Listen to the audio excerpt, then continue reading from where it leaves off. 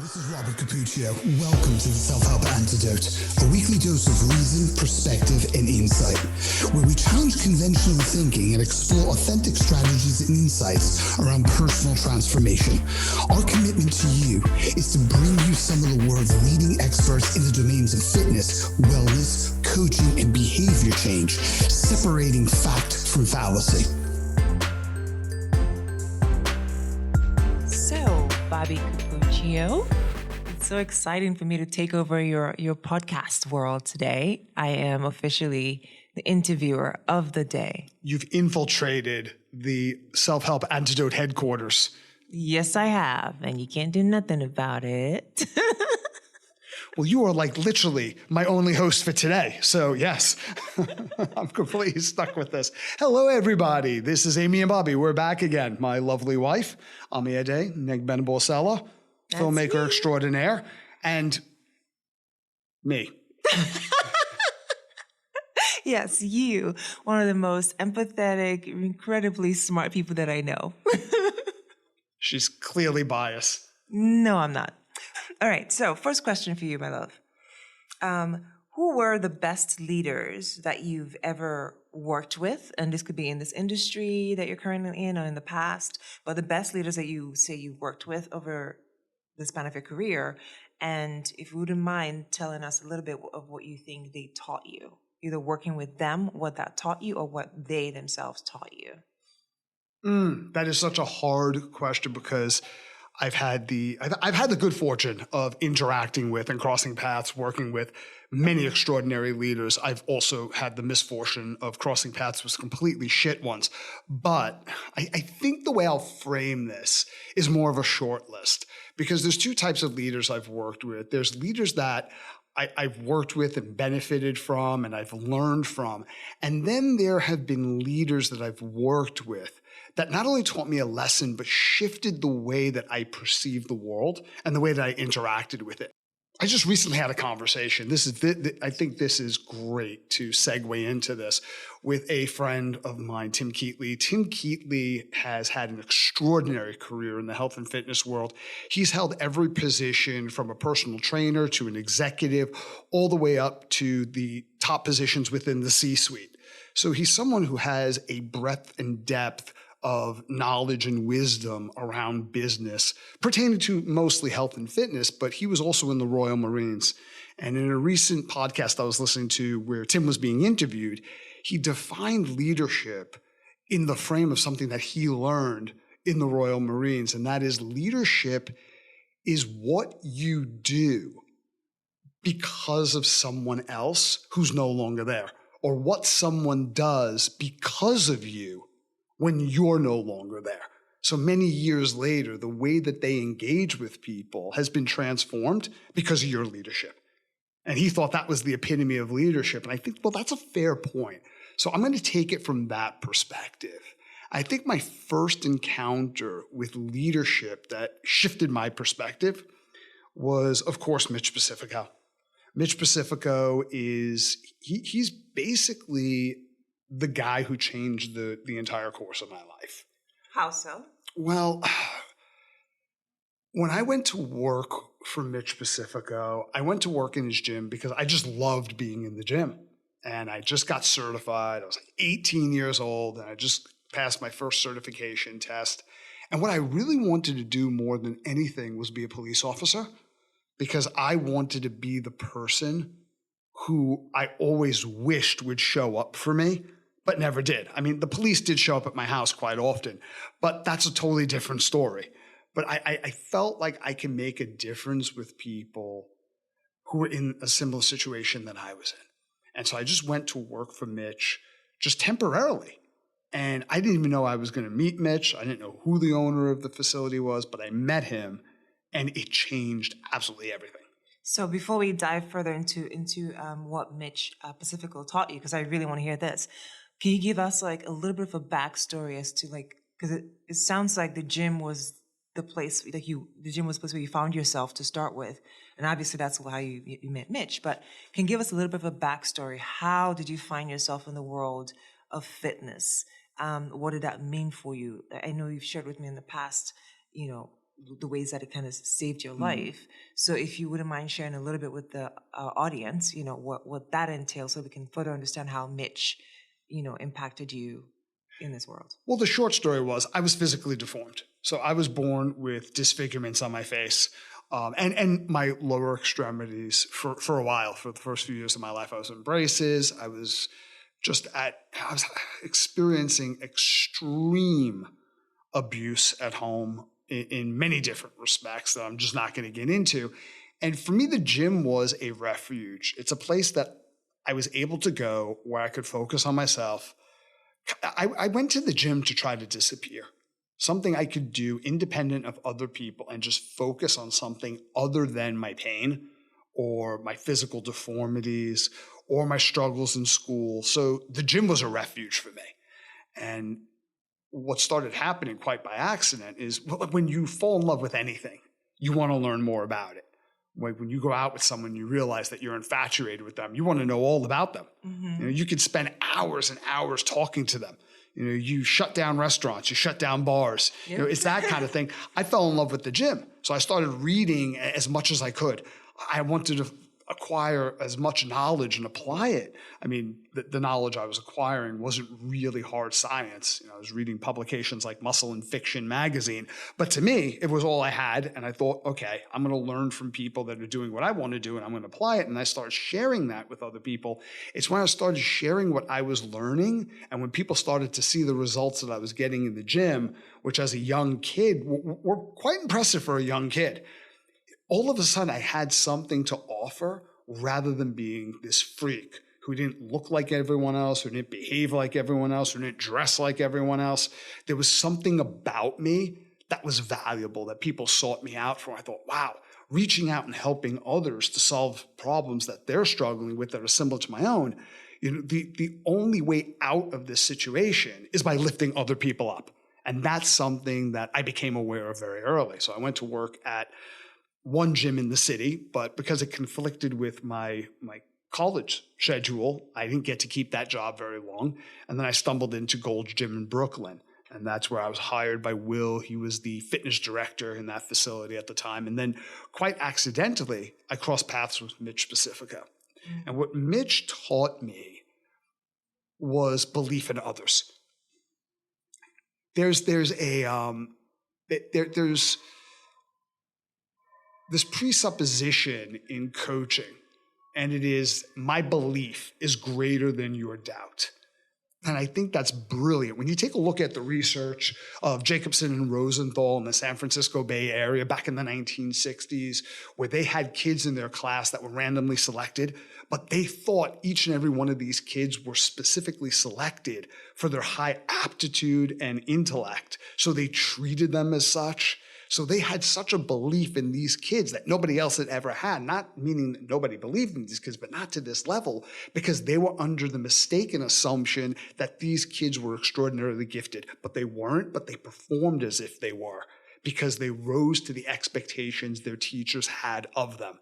And that's something that Mitch exemplified. He saw things in me that nobody else ever saw. Up until that point, whenever somebody gave me feedback on anything I was doing, it was negative feedback. Well, you're not really smart. You don't seem to really focus. You're not applying yourself. I was applying myself quite intensely, actually. That's not true. Actually, one of my teachers in school gave me an A grading. I thought I failed this class because I never passed a single exam. But my homework assignments were like 5 times more in-depth and research than anybody else's. So I was trying really hard, but I didn't realize it at the time. I knew I had Tourette's. I didn't know I had brain damage. And people's message was, you're just not that smart, or you're just not something that they thought I should be. Mitchell was the first person to really pay attention to what I did well and bring that to my attention. And he gave me a reputation to live up to. I became so completely inspired by the concept that other people see this in me. Maybe if that's true, what they're seeing me, I could develop those strengths in a way that are valuable, kind of like I did years before, which led me to get a certification. So that's the lesson that I learned from Mitch Pacifico. So what is Mitch Pacifico doing right now? I mean, he's a builder. He's a gym owner again. He builds houses. He owns gyms. He's hanging out, working with his family. He's just doing his thing. Was one of the coolest cats you'll ever meet. Oh my God, I did meet him. I met him very briefly. We went to a quick breakfast in our neighborhood. It was beautiful meeting Mitch. I really felt like he's one of those guys that you can sit with and talk to forever and come away with a wealth of knowledge and wisdom. He has a ton of wisdom. Mitch is a really smart guy. He has paid heavily for the wisdom that he has. He's lived an interesting life. He's been through some stuff. Mitch comes from a kind of tough background, and how do I explain this? Mitch tried harder at life than anybody else I had ever met. And I think that's something that would inspire me today, but more so when I was young, 18, highly impressionable. I had been working since I was 10 years old. Wow. But I was getting out into the working world, and this was the first time I encountered someone again to look at me and go, here are your strengths. And a lot of times, like even when you read books by like Ken Blanchard, the 1 Minute Manager, one of the principles within that book is catch somebody doing something right. And that has more of a profound impact than catching someone doing something wrong and correcting the behavior. When you help somebody tap into, because a lot of times if you look at like Dr. Martin Seligman and his values in action, his assumption is that strengths and values are interrelated. When you are innately good at something, you probably have a deep-seated value for it and vice versa. So when you identify someone's strengths, you simultaneously help them tap into their values, which I think is a principle for high performance. Because a lot of times when people are not performing and they're not motivated, I mean, sometimes they're just burnt out, and that's a whole different podcast. But when someone is perpetually demonstrating a pattern of low performance, I don't think they're lazy or unmotivated. I think they're not aligned with what they truly love doing, or they don't understand how their values can be exercised daily through the work or the role that they're currently in.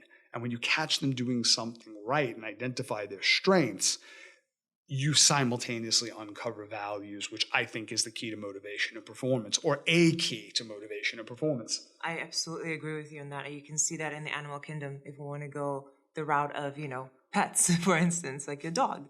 If you give positive reinforcement, they do more of it. If you punish them, I mean, they're fine.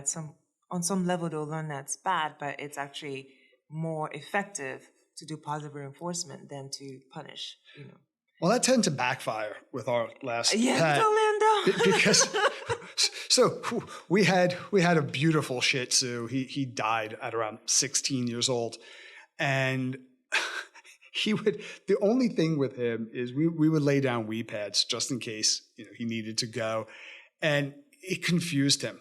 So he would pee right off to the side of the wee pad, not on the wee pad. So we tried correcting the behavior, and then we tried positive reinforcement. He would get so excited, but I think he linked up that we were just really excited whenever he peed anywhere. So it didn't really work out in our favor. He's not a good example of this. We actually had to resort to I think we didn't do this intentionally. We just gave up and started ignoring the behavior. It's like, okay, if he pees off the wee pad, we'll just clean it. And like, he just stopped peeing in the house. He's like, okay, I'm not getting any feedback whatsoever. I'll just wait till my walk. So yeah, anyway, dogs peeing. Dogs peeing segues to one other thing to mention that I think is a good segue here is focus. You had mentioned something about I just lost my train of thought, but you had mentioned something about several of the other people that you worked with in the past that I thought were really interesting. For instance, David Barton. Do you want to talk a little bit about him? David Barton, yeah. So after Mitch, why don't we go in chronological order? Because I don't think any one of these people taught me something more important. I think it's all equally valuable. It's just each person that I've met, even though they shared a lot of the same attributes, there were certain leaders where they emphasized something in my mind, or it imprinted on me specifically. And David Barton would definitely play into focus. Because when I first went to David Barton Gym, he was famous in New York City already, and this is in the late 1990s. But he already had a reputation. And again, I met him through an introduction of somebody, Delma, who I used to work with, and I went up to meet with him on the Upper East Side. He had a gym up there, and we ended up. I think I went up there for a 30-minute meeting, and it lasted about 4 hours. So we really hit it off, and he ended up hiring me as his head of training. And I knew it was a completely different world from the Gold's Gym. It was a different animal. So fitness, but very, very different.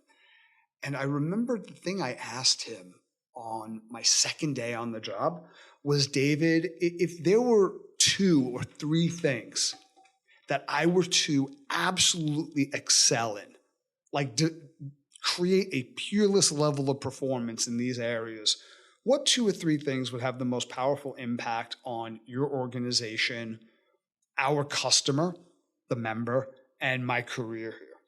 And I think that was a pretty smart question. The answer is one of those perfect examples that shaped my thinking for the rest of my life. And he sat there and he just thought about it, and he had this look on his face. And I was getting nervous because he wasn't answering for quite a while. I was like, oh God, was that a stupid question? And he came back and looked at me and said, all right, 2 things. And he said, I want you to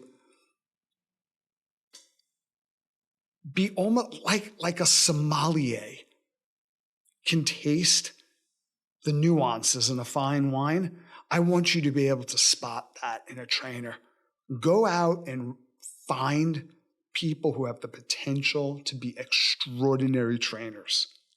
Said second, train the shit out of them. Just develop them constantly. Number 3, when you're done training them, train them again. And I was like, wow. And I was like, but what about, and I started naming all these other things that, I needed to. He's like, all of those things, we can find other people to do. We'll build a team around you that can do those things. He's like, the 2 things that are most important to this business is you find the right people and you develop them to perform optimally.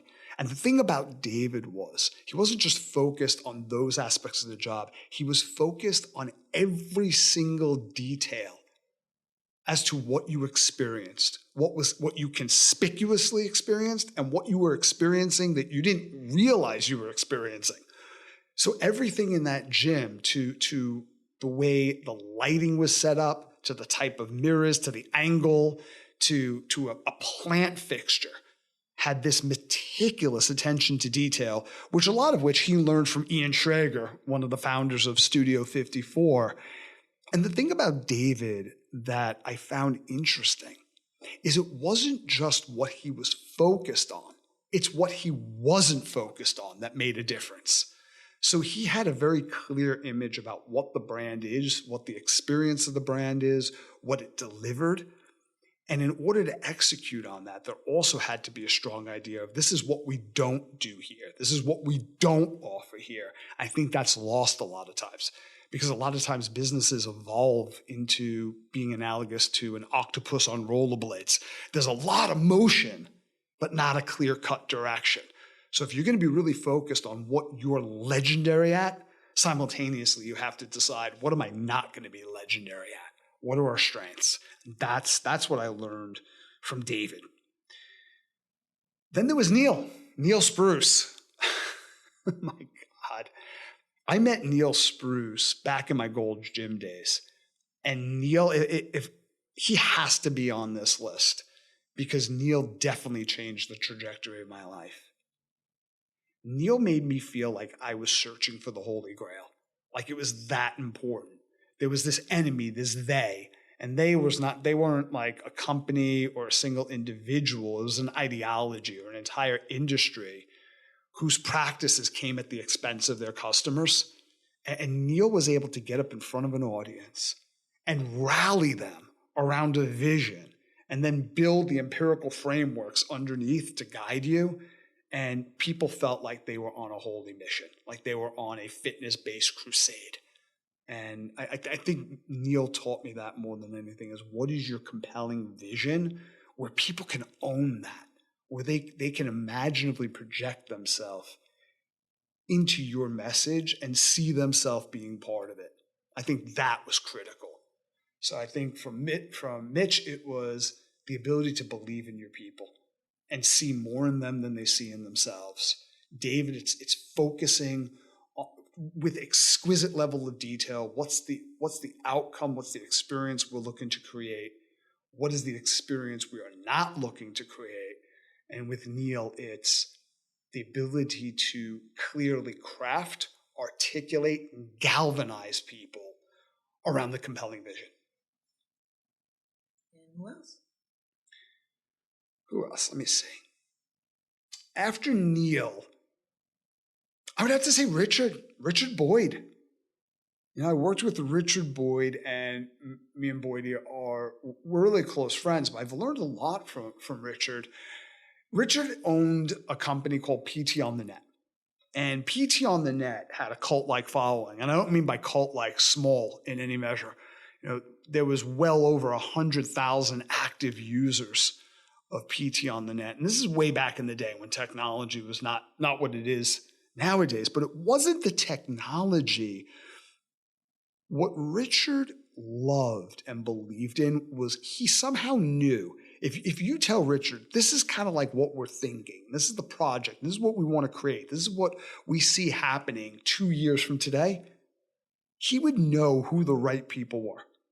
He would know who the right people were, who had the right skill sets, the right chemistry, the right mix.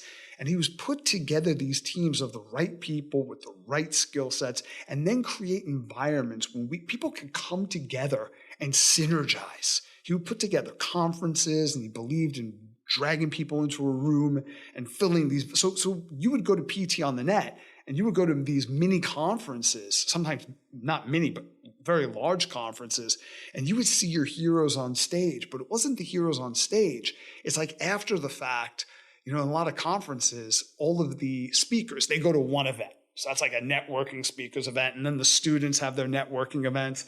That's not the way Richard saw the world. He would bring people together. So you're in close proximity, sometimes up until 2, 3 o'clock in the morning. And he used to say, the price of admission of a conference is not what you're learning from your guru on the stage. It's at 1 o'clock in the morning when you're at a dinner table with this person, and all the pretense is gone, and you're listening to what this person truly thinks and believes, and somebody asks the right question, there's the right response, and that dynamic creates a conversation that never could have been presented on that stage. And he is to this day really good at that. So with Richard, it's understanding you're only as good as your team. It's that team dynamic that he was extraordinary at. And, talking about Richard, I worked with Richard when he was the senior vice president of fitness at 24 Hour Fitness. And our CEO at the time is definitely on that list, which is Mark Smith. And what I learned from Mark Smith is about clarity. Clarity of purpose. And those who have listened to this podcast before, this is probably getting old, but just bear with me because you can't understate this. Purpose is what happens when you exercise your highest values and you express them in a way where they impact people.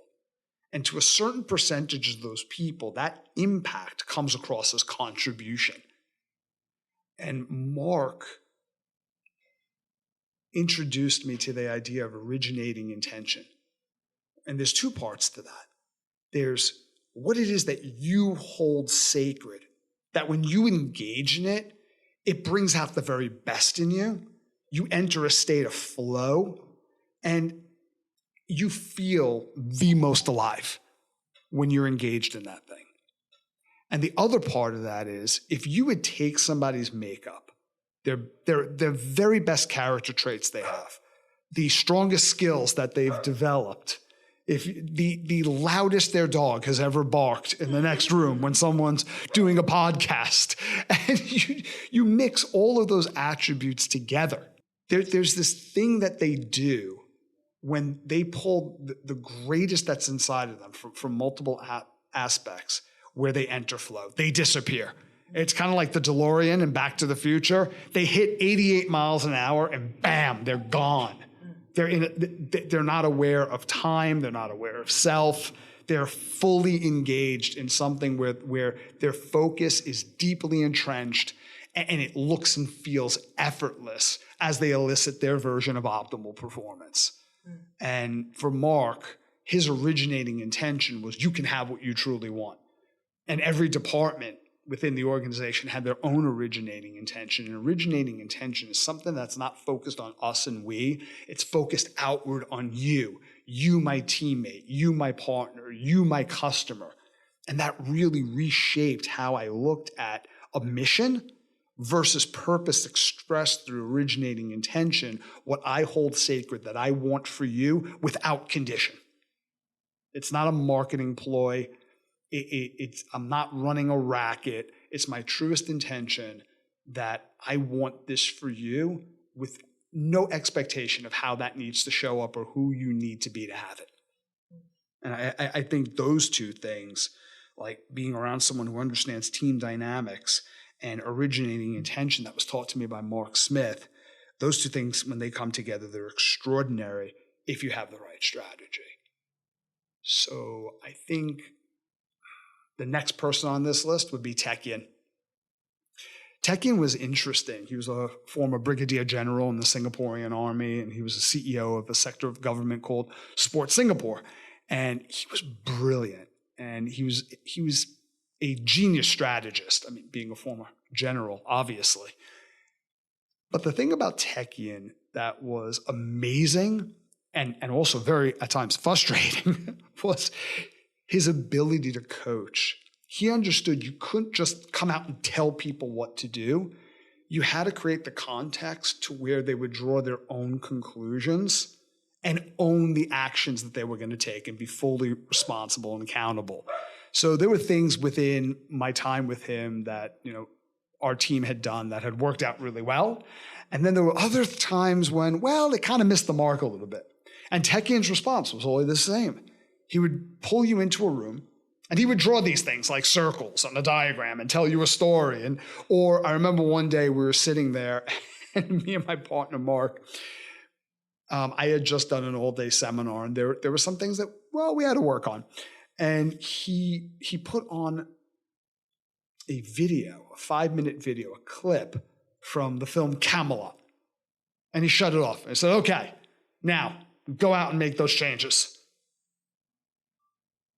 And me and Mark Allison, we walked out of the room and we're like, do you understand what he meant by that? It's like, I have no idea. He just played Camelot. There was a guy in a suit of armor with a sword. And it's like, are we going to battle? Did he tell us, does he want us to buy a sword? I was going to say, maybe once he gets to dress up in armor. It's like, are we going to the Renaissance Fair? What's happening here? But then 2 days later, it's like, that's what Tekian meant. That's what he meant. But he knew if he told you that, you would not own it and you wouldn't understand it to the level that you do now, where you had to really go back and do that work and go through that struggle and that pain of trying to figure out what did he mean given the context. And I love that about him. He was such a great coach. And I think honorable mention CK. I never worked for CK, but again, a colonel, former colonel in the Singaporean army.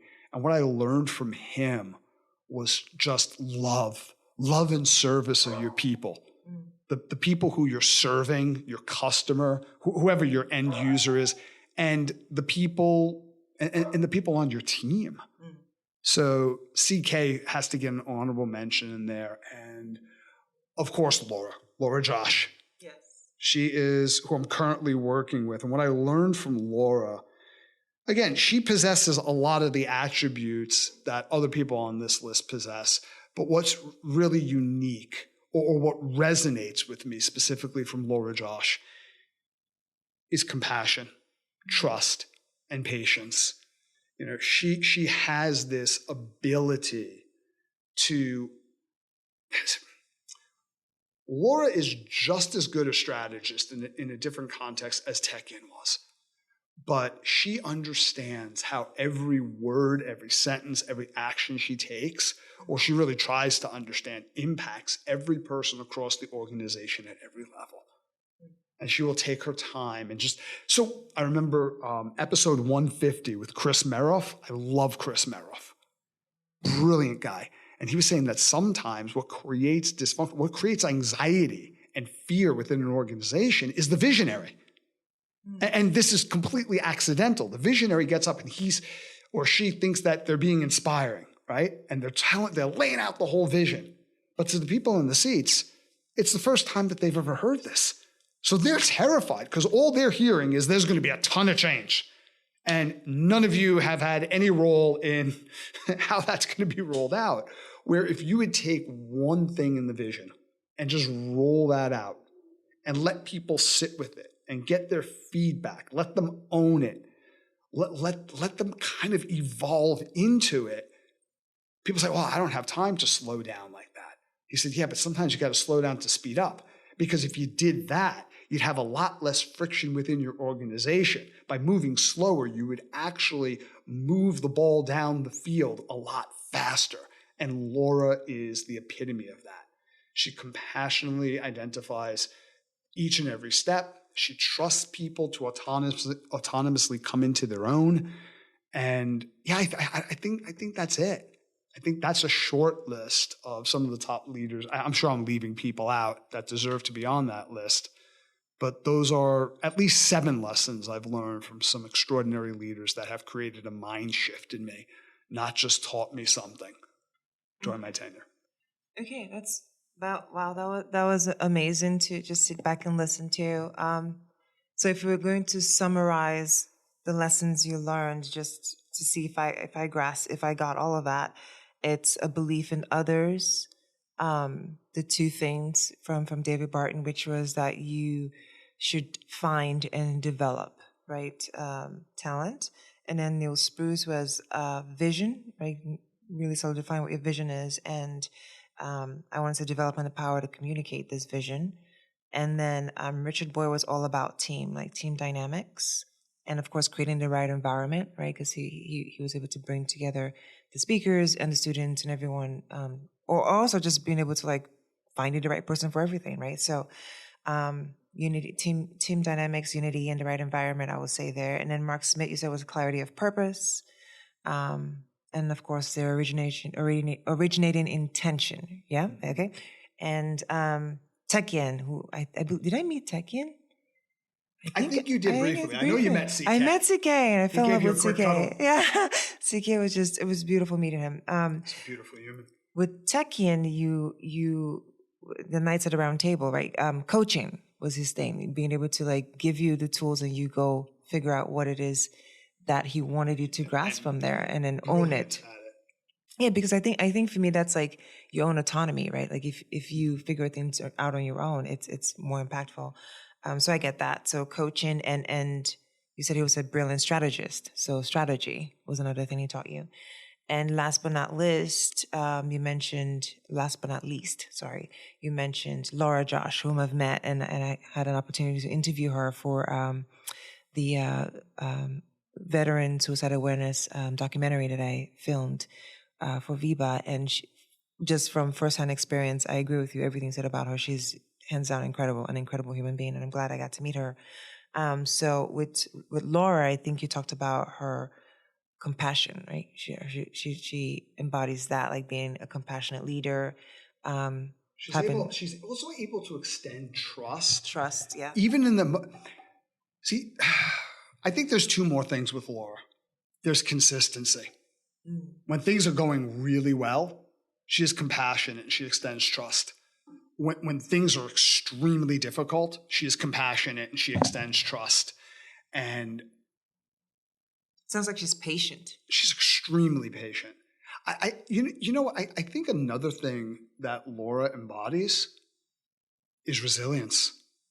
Oh, oh my goodness, that's a big one for me. And a big one for me in that I honestly believe that sometimes people misunderstand what resilience looks like. So would you want to take just a couple minutes to expand on that? I look at resilience the same way you would look at resilience in structural engineering, like a bridge or a building. It's the ability to have stress and strain imposed upon a structure and still have that structure return back to its original form of optimum functionality. So how well can you adapt to stress and challenges within your life and still return back to your normal level of functionality or functionality, or in some cases, beyond that? So you develop the capacity for growth, and the challenges strengthen you rather than diminish you. Yeah, absolutely. That's basically what we refer to as yield, right? When you talk about design engineering or civil engineering, whatever, it's a structure's, it's literally a function. It's the structure's yield. Like how well can, for instance, a skyscraper bend when hit with like a strong wind and not break? You know, you have to build that into your equation. And so I think with human beings, yeah, yield. Like what is your ability to, I made this joke with a friend of ours, Natalie, about palm trees, right?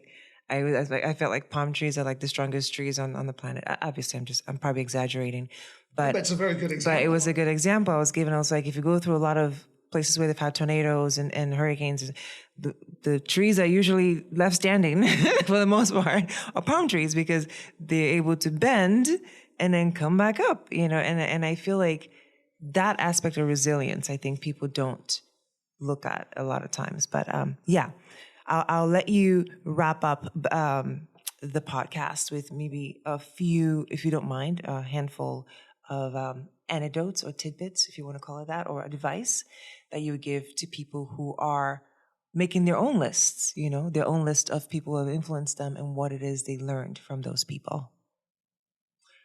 Well, I don't have a lot of advice, but one thing that I think I've looked at and people might consider looking at is what's the pattern?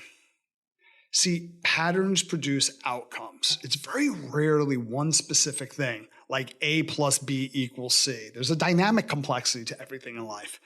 And the one thing that I look at when going through this list, which is not easy,